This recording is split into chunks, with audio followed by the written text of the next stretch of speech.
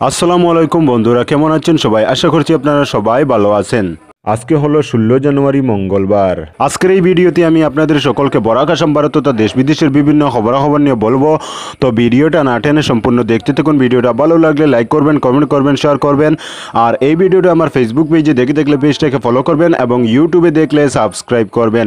তো চলুন বন্ধুরা, আজকের এই ভিডিওটা শুরু করা যাক। আজকের প্রথম খবরটা হলো পাতারকান্দিতে চলছে অযোধ্যার অক্ষত চাল ও নিমন্ত্রণপত্র। আগামী 22 জানুয়ারি অযোধ্যার নবনির্মিত রাম মন্দিরে প্রাণ প্রতিষ্ঠা মহোৎসব অনুষ্ঠিত হবে। এ নিয়ে দেশ জুড়ে চলছে খুশির জোয়ার। এতে গত কদিন ধরে দেশ জুড়ে চলছে নানা কর্মসূচি। এ থেকে মুঠেও পিছিয়ে নেই সীমান্ত জেলা করিমগঞ্জের পাতারকান্দি বিধানসভা কেন্দ্র এলাকা। এ উপলক্ষে পাতারকান্দির বিভিন্ন গ্রামে নগর কীর্তনের মধ্য দিয়ে বাড়ি বাড়ি গিয়ে অক্ষত চাল ও নিমন্ত্রণপত্র সহ নবনির্মিত রাম মন্দিরের ছবি বিতরণ করা হচ্ছে। রবিবার পাতারকান্দি বিলবাড়ি ও পাথারি গ্রাম এলাকার বাড়ি বাড়ি গিয়ে অক্ষত চাল ও পত্র বিতরণ করেন বিশ্ব হিন্দু পরিষদ ও বজরং দলের কর্মকর্তারা। এতে বিলবাড়ি গ্রামে চাল ও পত্র বিতরণের নেতৃত্ব দেন ওয়ার্ড সদস্যার প্রতিনিধি সত্যজিৎ সিনহা এবং পাতারি গ্রামে নেতৃত্ব দেন বজরং দলের কর্মী রাজীব সিনহা। এ নিয়ে গোটা এলাকা জুড়ে উৎসব মুখর পরিবেশ বিরাজ করছে। আজকের পরবর্তী খবরটি হলো কালাইনে টিপারের ধাক্কা অটোয় আহত এক। কালাইন লক্ষ্মীপুরে জাতীয় সড়কে দুর্ঘটনা, আহত এক ব্যক্তি। ঘটনাটি সংঘটিত হয়েছে রবিবার। ঘটনার বিবরণ দিতে গিয়ে অটো গাড়ির মালিক তথা ঘটনায় আহত ব্যক্তির ছেলে জানান, একটি টিপার গাড়ি দ্রুত গতিতে এসে অন্য একটি অটো গাড়িতে সজোরে ধাক্কা দেয়। এতে অটো গাড়িটি দুমড়ে মুচড়ে সড়কের পাশে ক্ষেতের জমিতে গিয়ে পড়ে যায় এবং অটোয় থাকা এক যাত্রী আহত হয়েছেন। এদিকে টিপারও নিয়ন্ত্রণ হারিয়ে খাদে পড়ে। ঘটনার পর আহত ব্যক্তিকে কালাইন সিএইচসিতে প্রেরণ করা হয়। খবর পেয়ে ছুটে আসে পুলিশও। আজকের পরবর্তী খবরটি হলো সংক্রান্তি ঘিরে উপচে পড়া বীর সলগই বাজারে নামলো পুলিশ। রাত পোহলে সনাতনীদের 12 মাসে 13 পার্বণের অন্যতম উৎসব মকর সংক্রান্তি। এতে বিভিন্ন বাজারে উপচে পড়া বীর পরিলক্ষিত হচ্ছে। রবিবার পাতারকান্দির সলগই সাপ্তাহিক বাজারেরও ছিল চোখে পড়া বীর। বিশেষ করে মাছ, সবজি, খই, মুরগি, তিলুয়া, বাতাসা, হাঁস, মুরগি, কবুতর, গুড়, কাপড় সহ কাটা মাংসের বাজারে ছিল তেজি ভাব। অন্যান্য হাটের চেয়ে এদিন সুযোগ বুঝে কিছু বিক্রেতারা ক্রেতাদের কাছ থেকে কিছুটা বাড়তি দাম হাঁকান বলে অভিযোগ। তবে সংক্রান্তির আগের দিন বাজারে কেনাকাটা করে অনেকে সন্তুষ্টি প্রকাশ করেছেন।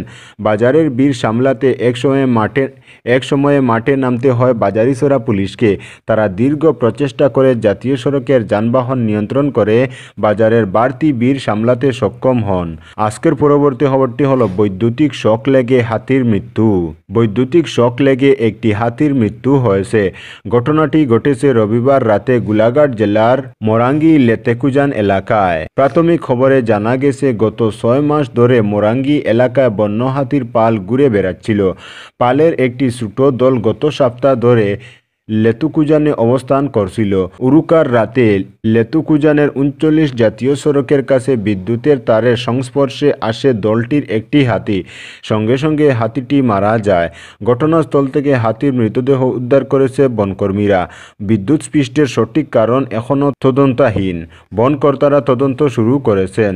আজকের পরবর্তী খবরটি হলো 22 জানুয়ারি 5টি রাজ্যে ঘোষণা ড্রাই ডে। রাম মন্দির উদ্বোধনের দিন দেশ জুড়ে সরকারি ছুটি ঘোষণা করা হোক, রাজ্য সরকারগুলিকে এমনই অনুরোধ জানিয়েছিল রাজ্য। অন্যদিকে আগামী 22 জানুয়ারি 5টি রাজ্যে ঘোষণা করা হলো ড্রাই ডে। সবকটি বিজেপি শাসিত রাজ্য। এই তালিকায় রয়েছে উত্তরপ্রদেশ, রাজস্থান, অসম, ছত্তিশগড় এবং উত্তরাখণ্ড। অনুমান করা হচ্ছে উদ্বোধনের আগে আরও বেশ কয়েকটি রাজ্যে এই সিদ্ধান্ত নেওয়া হতে পারে। উত্তরপ্রদেশে ইতিমধ্যেই সরকারি ছুটি ঘোষণা হয়েছে আগামী 22 জানুয়ারি। সোমবার উত্তরপ্রদেশের সরকার জানিয়েছে, মন্দির উদ্বোধনের দিন রাজ্যের সমস্ত অফিস ছুটি থাকবে। রাজ্যের মুখ্যমন্ত্রী যোগী আদিত্যনাথ জানিয়েছেন, রাজ্যের সমস্ত স্কুল, সরকারি অফিস ওই দিন ছুটি থাকবে। এছাড়াও বন্ধ থাকবে সমস্ত মদের দোকান। তবে অন্যান্য রাজ্যগুলিতে সরকারি ছুটি ঘোষণা নিয়ে এখনও সংশয় কাটেনি।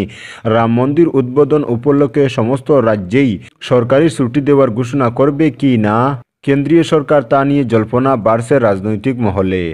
আজকের পরবর্তী খবরটি হলো 31 জানুয়ারি থেকে সংসদের বাজেট অধিবেশন। আগামী 31 জানুয়ারি থেকে সংসদের দ্বিতীয় দফার শেষ বাজেট অধিবেশন। 1 ফেব্রুয়ারি সংসদে 2024-25 অর্থবর্ষের বুট অন অ্যাকাউন্ট পেশ করতে পারেন অর্থমন্ত্রী নির্মলা সীতারমণ। 9 ফেব্রুয়ারি শেষ হবে অধিবেশন। বৃহস্পতিবার সরকারি সূত্রে এ খবর জানা গেছে। লোকসভা ভোটের বছর হওয়ায় এবার পূর্ণাঙ্গ বাজেট অধিবেশন হবে না। সাংবিধানিক রীতি মেনে অর্থমন্ত্রী লোকসভায় পেশ করবেন বুট অন অ্যাকাউন্ট। লোকসভা ভোটের পরে নতুন সরকার লোকসভায় পূর্ণাঙ্গ বাজেট প্রস্তাব পেশ করবে। সূত্রের খবর, 31 জানুয়ারি অর্থাৎ অধিবেশন শুরুর দিন দুই কক্ষের যৌথ অধিবেশনে ভাষণ দেবেন রাষ্ট্রপতি দ্রৌপদী মুর্মু। 1 তারিখ বাজেট পেশ করবেন অর্থমন্ত্রী। সংক্ষিপ্ত অধিবেশন হওয়ায় বড় কোনো বিল এবার পেশ করবে না সরকার। তাছাড়া এখনও সংসদে দুই কক্ষের 146 জন সংসদ সাসপেন্ড রয়েছেন। জানা গিয়েছে, মহিলাদের নিয়ে একাধিক বড় ঘোষণা করা হতে পারে এবারের বাজেটে। এক সর্বভারতীয় সংবাদ মাধ্যম সূত্রে দাবি করা হয়েছে, মহিলা কৃষকের রোজগার বাড়ানোর জন্য বড় ঘোষণা করা হতে পারে। তাছাড়া পেট্রোল ডিজেলের দাম কমানোর সম্ভাবনা রয়েছে। তো বন্ধুরা, আজকের জন্য এতটুকু। পরবর্তী কোনো নতুন ভিডিওতে দেখা হবে, তখন অবধি ধন্যবাদ।